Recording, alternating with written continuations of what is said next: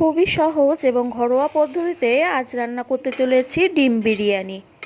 প্রথমে ডিম আর আলুগুলোকে সেদ্ধ করে হলুদ মাখিয়ে এইভাবে ভেজে নেব।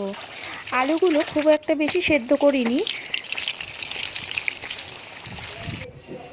অন্যদিকে বেশ খানিকটা পেঁয়াজ কুচি করে নিয়েছি এইভাবে বেরেস্তা করার জন্য।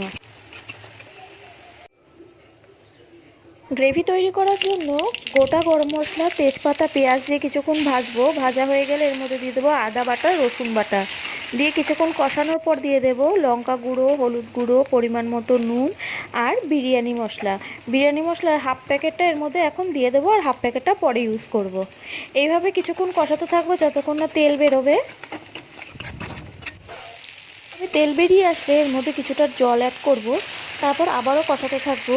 পর এর মধ্যে দিয়ে দেবো ভেজে রাখা আলুগুলো। এগুলো দেওয়ার পর বেশ কিছুক্ষণ কষাতে থাকবো।